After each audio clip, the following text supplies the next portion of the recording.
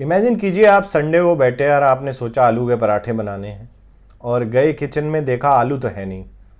तो आपने क्या किया, पेटीएम के ऐप पे गए, वहाँ पे देखा आपका जो पास का general store, Gupta general store, जहाँ पे आलू मिलते हैं वो मौजूद है। वहाँ पे आलू 50 रुपये किलो या जो भी रेट है उसका, वो आपने सेलेक्ट किया। अब गुप्ता जनरल स्टोर खुद डिलीवरी तो करता नहीं है, डिलीवरी के लिए आपको ऑप्शन मिल गया डंजो का। 10-20 रुपये डिलीवरी के आ गए, पूरा टोटल आपका 50-60 रुपये हुआ और आपने पे किया गूगल पे से और आपके पास आपका सामान आ गया। अब यहाँ पे देखिए कितनी सारी एंटिटी इन्वॉल्व हैं, पर सारा काम आपका हो गया पेटीएम से। ये कैसे पॉसिबल हो रहा है? तो ये इमेजिनरी सिचुएशन नहीं है, this is a new change, a new revolution which is being created. जैसे हमारी कंट्री में नए स्टैक टेक के जो लेके आए हैं, जैसे यूपीआई हो गया, आधार हो गया, ऐसे ही एक नई टेक्नोलॉजी, एक नया स्टैक डेवलप किया जा रहा है which is called ONDC, open network for digital commerce.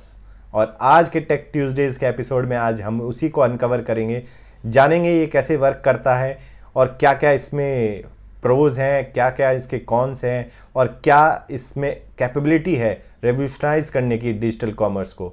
तो बने रहिए इस एपिसोड में। Welcome to Tech Tuesdays with captain Shashank, और अनकवर करते हैं ONDC को।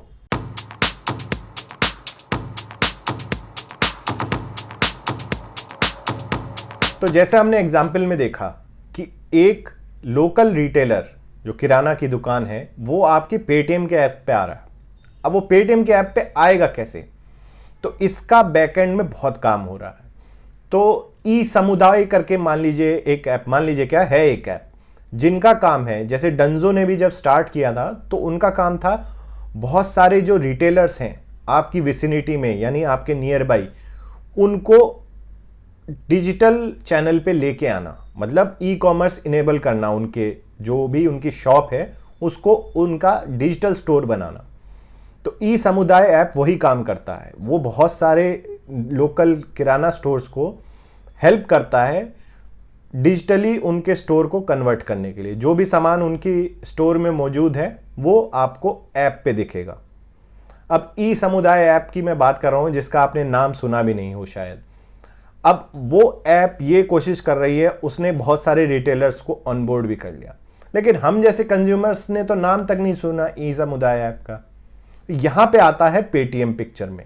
अब किसी भी आदमी को आप देखिए, मेरे पर्सनली खुद या आप खुद देखिए, पेटीएम हमारे मोबाइल में जरूर मौजूद होता है। तो पेटीएम को कुछ भी कहें बट उसकी रीच और डिस्ट्रीब्यूशन बहुत बड़ा है। अगर ई समुदाय ऐप का जो डेटाबेस, जो उनका नेटवर्क ऑफ रिटेलर्स है, वो पेटीएम पे आ जाए तो कैसा रहेगा? तो सेम चीज यहां open network for digital commerce enable करता है कि जितने भी ई कॉमर्स एंटिटीज और जो ई कॉमर्स ऐप्स हैं, इनके रिटेलर्स को आप एक ओपन नेटवर्क पे लेके आ जाते हैं। मतलब क्या है इसका? इससे मतलब ये है कि एवरी रिटेलर जिसको किसी ने भी ऑनबोर्ड किया हो वो हर ई कॉमर्स ऐप पे आपको मिल जाएगा। तो इसमें इंसेंटिव की बात आती है फिर कि भाई ई समुदाय ऐप मेहनत कर रहा है, डंजो पीछे मेहनत कर रहा है, इन सब चीज़ों को पैसा, कैपिटल का एम्प्लॉयमेंट कर रहा है, रिसोर्सेज को एम्प्लॉय कर रहा है उनको ऑनबोर्ड करने के लिए, और पेटीएम फ्री में अपना उठा ले इसे। ऐसा नहीं होगा। मतलब इसमें मोनेटाइजेशन का आप चैनल बना सकते हैं कि मतलब हर ऑर्डर पे आपको कुछ परसेंटेज ई समुदाय या डंजो को देना होगा, क्योंकि उनकी वजह से वो रिटेलर ऑनबोर्ड हुआ था। और पेटीएम के थ्रू पेमेंट हो रहा है या पेटीएम के थ्रू ऑर्डर प्लेस हो रहा है तो उसमें उसका कुछ कट हो जाएगा कमीशन का।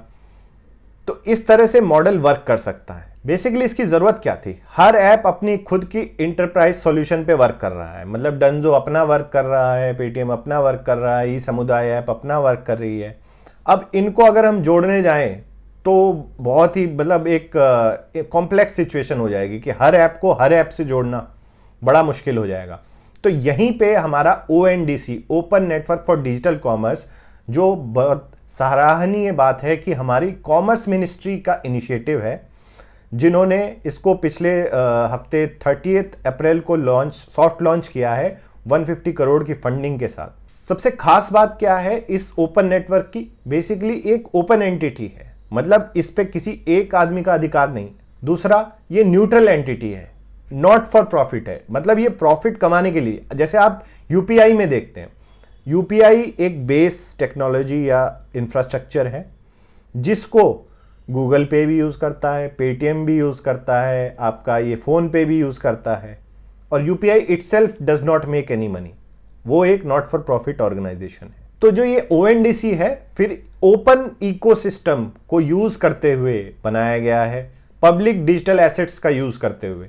मानने की बात, जैसे हमारा आधार हो गया, यूपीआई हो गया, कोविन का पोर्टल हो गया, ये सारे पब्लिक डिजिटल एसेट्स हैं।